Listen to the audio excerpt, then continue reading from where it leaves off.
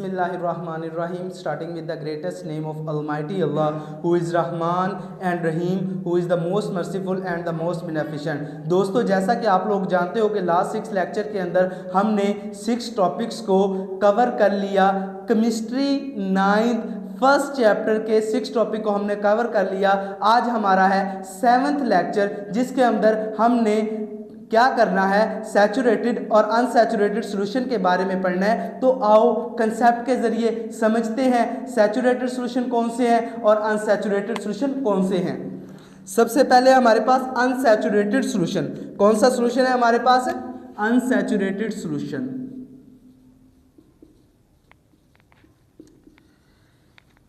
Unsaturated solution, unsaturated solution के अंदर क्या होता है? फॉर एग्जांपल हमारे पास एक क्या है, एक हमारे पास बीकर है और उसके अंदर 100 ml वाटर है, जिसको हम 100 ml ऑफ वाटर है, जिसको हम क्या कहते हैं? सॉल्वेंट।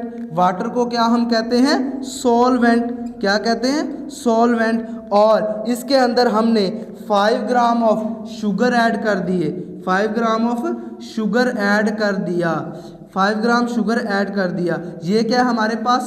सॉल्यूट। ये क्या है हमारे पास? सॉल्यूट एट स्पेसिफिक टेम्परेचर हमने 20 डिग्री पे, 20 डिग्री पे इसके अंदर 5 ग्राम ऑफ शुगर ऐड कर दिया। अगर तो इसी सॉल्यूट को हम सॉल्वेंट के अंदर और डालें और ये डिसॉल्व हो जाए तो ऐसे सॉल्यूशन को हम कहते हैं अनसैचुरेटेड सॉल्यूशन। क्या कहते हैं? Unsaturated solution.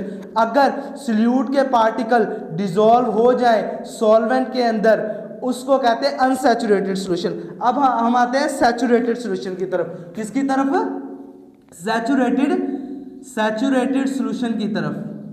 सैचुरेटेड सॉल्यूशन में हम क्या करते हैं कि मिसाल के तौर पर हमने एक बीकर ले लिया, एग्जाम्पल के तौर पर हमने एक बीकर ले लिया, बीकर के अंदर 5 ग्राम ऑफ शुगर ऐड कर दिया, 5 ग्राम ऑफ शुगर ऐड किया और इसके अंदर हम 5 ग्राम करके शुगर ऐड करते रहे, शुगर ऐड करते रहे, तब तक करते रहे जब तक ये डिसॉल्व होना बंद नहीं हो गई, तब तक करते रहे जब तक ये डिसॉल्व होना बंद नहीं हो गई।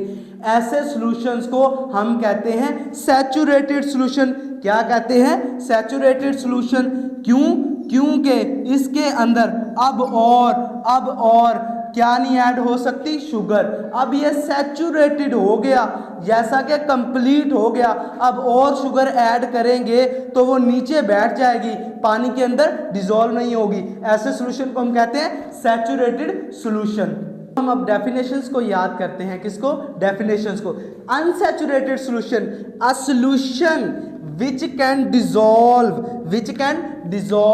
more amount of solute at a particular temperature is called unsaturated solution। जिसके अंदर सॉल्यूट की और मिकदार ऐड की जा सकती है, उसको कहते हैं अनसैचुरेटेड सॉल्यूशन।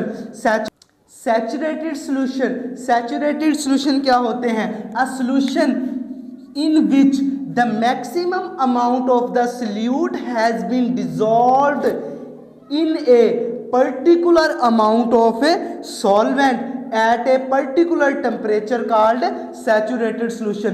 पर्टिकुलर क्या होगा हमारे पास? टेम्परेचर और पर्टिकुलर अमाउंट ऑफ सॉल्वेंट जिसके अंदर सॉल्यूट मैक्सिमम सॉल्यूट ऐड होगा, उसको कहेंगे सैचुरेटेड सॉल्यूशन। क्या कहेंगे? Saturated solution. इसके बाद हमने क्या पढ़ना है? इसके बाद हमने पढ़ना है effect of temperature on the solute, effect of temperature on the solute, effect of temperature on the solute, effect of temperature on the solute. इसका मतलब है कि सॉल्यूट के ऊपर टेम्परेचर का क्या इफेक्ट होता है। जैसा कि हमने शुगर को एज ए सॉल्यूट लिया, सोडियम क्लोराइड को एज ए सॉल्यूट लिया, अब देखते हैं हम कि सॉल्यूट के ऊपर क्या असर होता है टेम्परेचर का।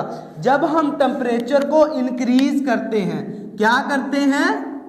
टेम्परेचर को इंक्रीज करते हैं, बढ़ा देते हैं, तो क्या होता है, सोलबिलिटी इंक्रीज हो जाती है। क्या होता है, सोलबिलिटी इंक्रीज हो जाती है। डिसॉल्व ऑफ सॉल्यूट या डिसोल्यूशन ऑफ सॉल्यूट इंक्रीज हो जाती है जब हम इसको किसको इंक्रीज करते हैं, टेम्परेचर को। लेकिन हर सूरत या हर कंपाउंड में ऐसा नहीं होता, हर कंपाउंड में ऐसा नहीं होता। जैसे हमारे पास क्या है, पोटाशियम नाइट्रेट, सिल्वर नाइट्रेट, क्या है हमारे पास, potassium nitrate, silver nitrate, potassium chloride.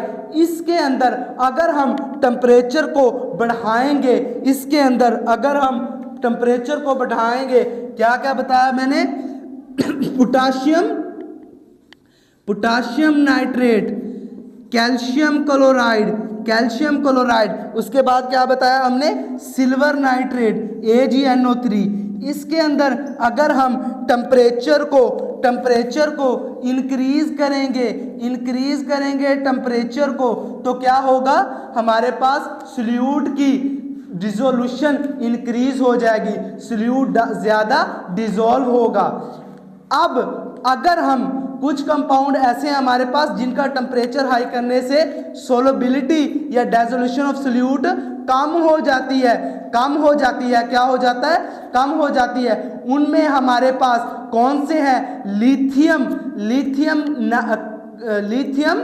Lithium हमारे पास है कार्बोनेट, कौन सा है, लिथियम कार्बोनेट। उसके बाद हमारे पास कौन सा है, कैल्शियम क्रोमेट, लिथियम कार्बोनेट और कैल्शियम क्रोमेट। और इसके बाद जो गैसेस होती हैं, क्या होती हैं, जो गैसेस होती हैं,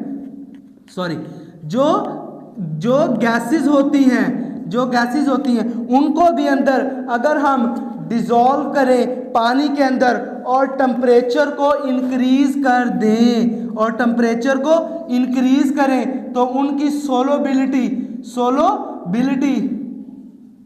सोलबिलिटी क्या हो जाएगी, डिक्रीज।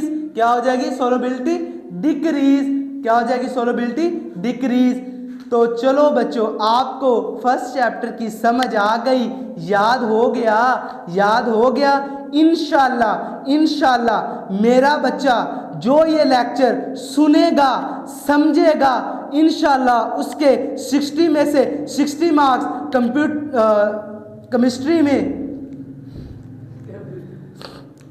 केमिस्ट्री में 60 में से 60 मार्क्स आएंगे, इंशाल्लाह आएंगे। आप लोगों ने तैयार रहना है। कल हमने इसकी एक्सरसाइज करनी है। क्या करनी है, exercise, MCQs, short question, long question, सारी कंप्लीट एक्सरसाइज करनी है। ठीक है, तो दोस्तों आप लोगों ने मेरे चैनल को सब्सक्राइब लाजमी करना है। मैं आप लोगों से नाराज़ हूँ, आप लोग मेरा चैनल सब्सक्राइब नहीं करते हो।